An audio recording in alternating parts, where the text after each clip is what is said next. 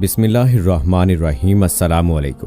مدینہ کے اندر ایک نوجوان تھا، بلا کا حسین، دوشیزائیں اس کے حسن پر بے پناہ لٹو تھیں۔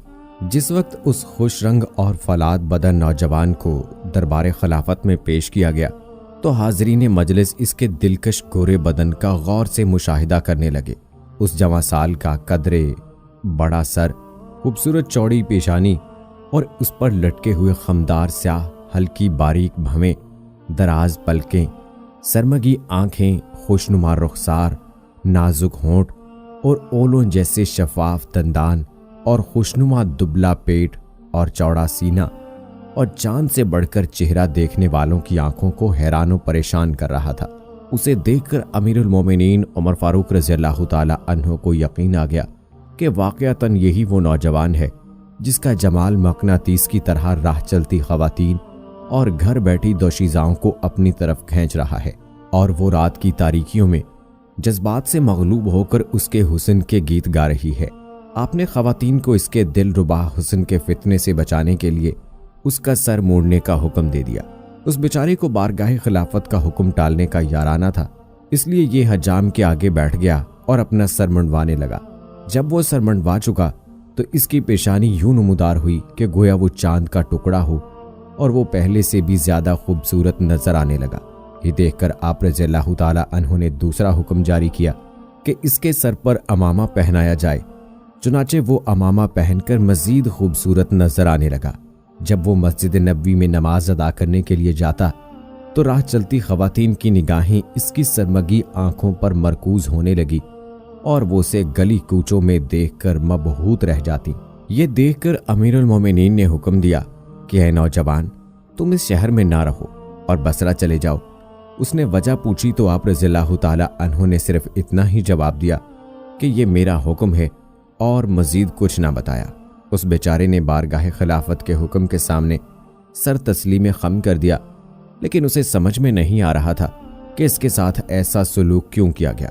جب اس نے امیر المومنین کے کسی ہم نشین سے اس کارروائی کا سبب پوچھا تو اس نے بتایا کہ معاملہ دراصل یہ ہے کہ گزشتہ رات جب دارالخلافہ کی رعایا میٹھی میٹھی نیند کے مزے لوٹ رہی تھی تو امیر المومنین حسب معمولی دارالخلافہ کی گلی کوچوں کا گشت کر رہے تھے کہ نصف شب کے قریب ایک دروازے پر سے ان کا گزر ہوا تو ان کے کانوں میں ایک خاتون کی آواز پڑی جو بڑی پرسوز آواز سے شعروں میں اپنی آرزو کا اظہار کر رہی تھی اور کہہ رہی تھی، بھلا کوئی صورت بن سکتی ہے کہ میں شراب پی سکوں، اور بھلا کوئی راہ نکل سکتی ہے کہ میں نصر بن حجاج کے پاس پہنچ جاؤں۔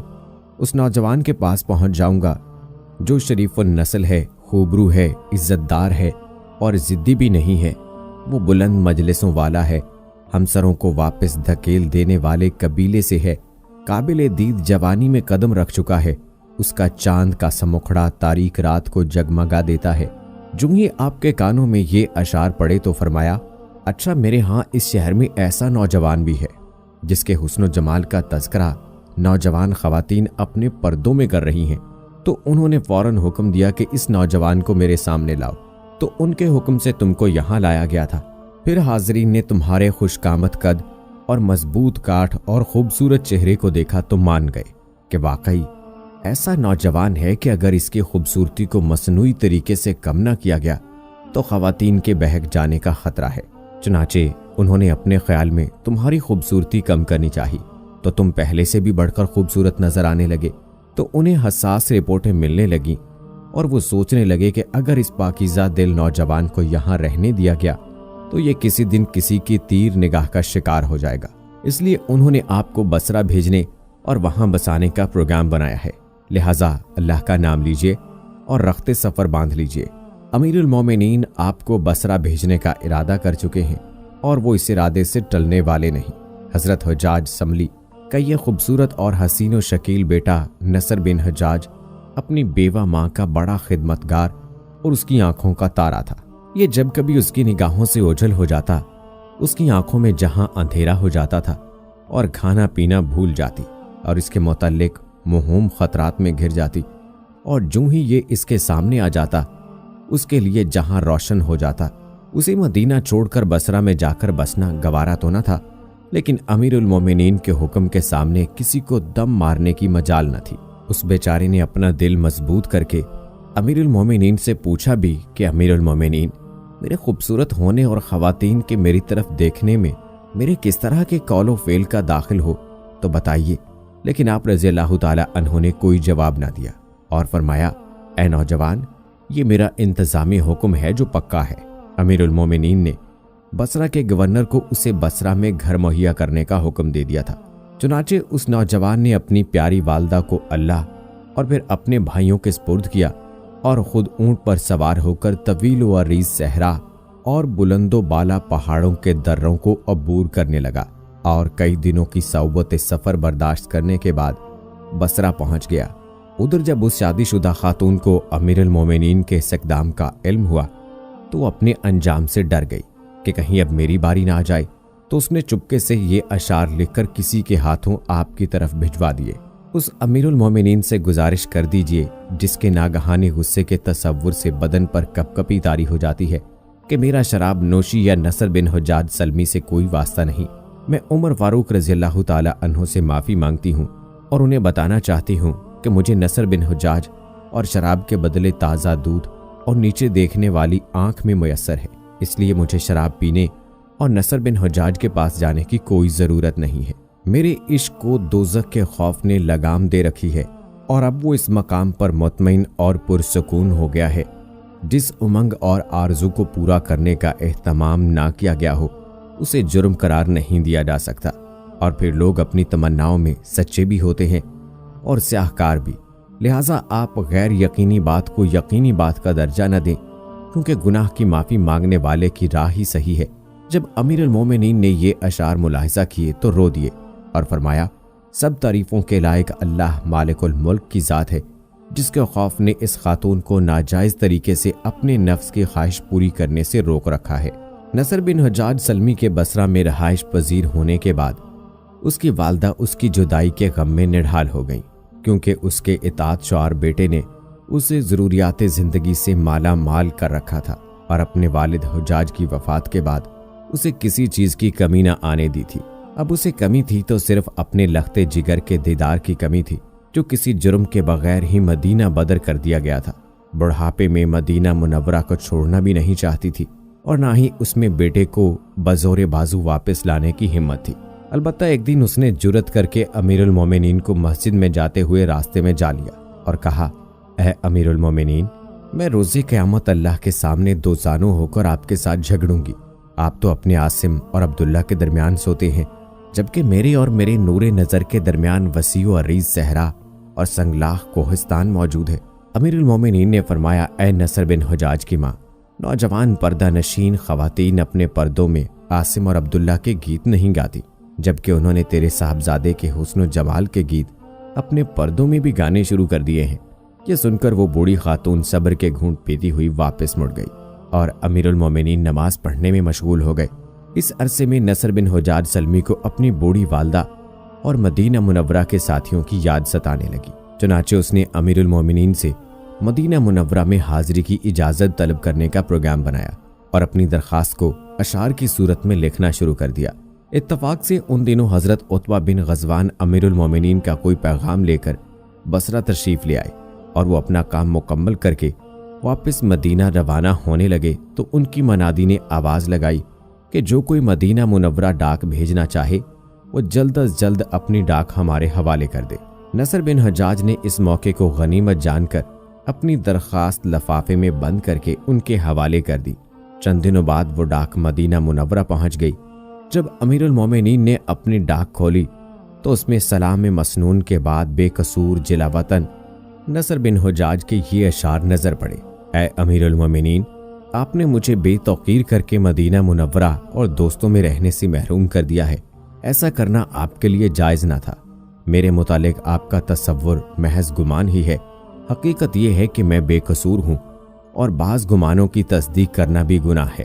محض اس بنا پر کہ ستواں ناک والی ایک شب اپنی آرزو کا اظہار کر بیٹھی، حالانکہ عورتوں کے بعض خواہشات کے محض تعاون تصور کی جاتی ہیں، آپ نے میرے متعلق ایسی بات متصور کر لی جس کے بعد میں کسی مجلس میں بات کرنے قابل نہ رہا، اور میں بغیر کسی تہمت کے جلا وطن کر دیا گیا، حالانکہ میرا حرمین میں قیام ہوا کرتا تھا اور مجھے میرا مرتبہ و مقام اس کی آرزو کی تکمیل کرنے سے روکتا ہے، اور پھر میرے بزرگ کس قدر سچے عزت دار تھے اور اسے اس کی نماز اور روزہ اور قومی شرافت بری آرزو کی تکمیل سے روکتی ہے۔ ہماری یہ دونوں حالتیں ہمارے کسی طرح کے ممکنہ ارتکاب گناہ میں حائل ہیں، تو کیا آپ مجھے لوٹنے کی اجازت دیتے ہیں؟ امیر المومنین نے یہ پڑھ کر فرمایا کہ میری امارت میں تو ایسا نہیں ہو سکتا۔ امیر المومنین پر اللہ رحم فرمائے، آپ اپنے خیال اور تصور میں بالکل سچے تھے۔ یہ نوجوان بھی کسی نہ کسی دن کسی نیلم پری کی زلف گراہ گیر کا شکار ہو سکتا ہے۔ اس اجمال کی تفصیل یہ ہے کہ جب یہ نوجوان مستقل طور پر بصرہ میں رہنے لگا تو اس نے شہر کے عامل ڈپٹی کمشنر مجاشہ بن مسعود سلمہ کے دفتر میں آنا جانا شروع کر دیا۔ اس نے اسے اپنی برادری کا برخوردار سمجھ کر اپنے گھر لے جانا شروع کر دیا۔ چنانچہ یہ کچھ عرصے تک ان کے ساتھ اس کے گھر میں جاتا اور ان کے ساتھ واپس آ جاتا۔ اسی دوران ان کی بیوی جو اپنے دور کی خوبصورت عورت تھی، اس خوبصورت نوجوان پر نظر رکھنے لگی اور اس پر انتہا درجے کی نوازشیں کرنے لگی، جس کی وجہ سے اس کا دل بھی پگھل گیا اور اس نے اسے زبان سے کچھ کہنے کی بجائے زمین پر لکھ دیا کہ مجھے تجھ سے اس قدر محبت ہے کہ اگر وہ تیرے اوپر ہو تو وہ تجھ پر سایہ فگن ہو، اگر نیچے ہو تو تجھے ہتھیلیوں پر اٹھا لے۔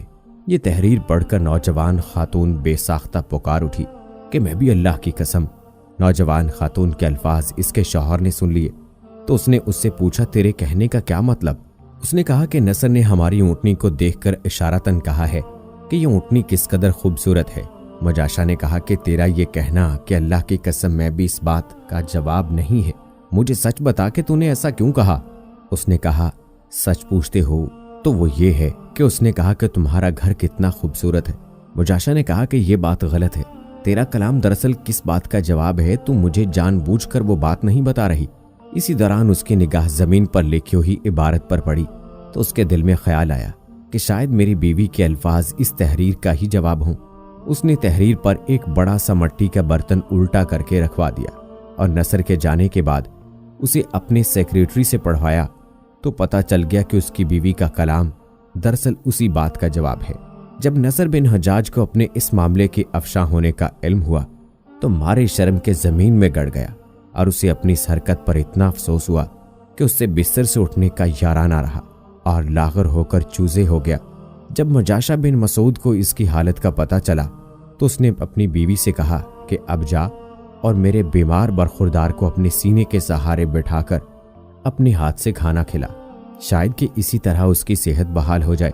اس کی بیوی نے یہ مطالبہ پورا کرنے سے جواب دے دیا، لیکن مجاشہ بن مسعود بطور شوہر ہونے کے بھی اس بات کا اصرار کیا تو وہ مان گئی اور اسے کھانا کھلا کر واپس آ گئی۔ بعد ازاں مجاشہ نے حضرت ابو موسیٰ اشعری گورنر کوفہ سے اس بات کا تذکرہ کیا تو انہوں نے کہا بس اسی وجہ سے امیر المومنین نے اسی مدینہ منورہ سے بصرہ بھجوایا تھا۔ چنانچہ انہوں نے نصر بن حجاج کو بصرہ بھجوا دیا جہاں حضرت عثمان بن ابی العاص تقفی گورنر تھے۔ نصر یہاں سے کوچ کر کے فارس کے کسی قصبے میں آباد ہو گیا۔ اسے ابھی وہاں آباد ہوئے کچھ زیادہ عرصہ نہ گزرا تھا کہ گاؤں کے سردار کی بیوی اس پر مٹنے لگی اور اسے چوری چھپے ملنے کے بھیجنے لگی۔ جب اس بات کا علم گورنر فارس کا ہوا تو انہوں نے نصر بن حجاج سلمی کو اپنے ہاں بلایا اور اپنی تشویش سے آگاہ کیا اور ساتھ ہی اسے یہاں سے چلے جانے کا مشورہ دے دیا۔ اس نے کہا کہ اگر میں ارض اسلام میں کسی جگہ بھی نہیں رہ سکتا اور آپ لوگ مجھے کہیں بھی سکون سے ٹھہرنے نہیں دیتے تو میں کہاں جاؤں؟ اللہ کی قسم اگر آپ نے ایسا کیا تو میں مشرقوں کی سرزمین میں رہنے پر مجبور ہو جاؤں گا، ورنہ میرا کوئی قصور بتایا جائے۔ جب حضرت عثمان نے یہ صورتحال امیر المومنین کو لکھ کر بھیجی تو انہوں نے نصر بن حجاج کو وہاں سے جلا وطن کرنے سے منع کر دیا اور حکم دیا کہ اسے گھر سے مسجد اور مسجد سے گھر میں آنے جانے تک محدود کر دیا جائے اور اسے زیادہ عرصے مسجد میں گزارنے دیا جائے تاکہ نہ یہ باہر نکلے اور نہ ہی کوئی فتنہ کھڑا ہو۔ چنانچہ یہ نوجوان خلافت فاروقی تک فارس میں ہی جلا وطن رہا اور اس دور میں اس کی کڑی نگرانی ہوتی رہی۔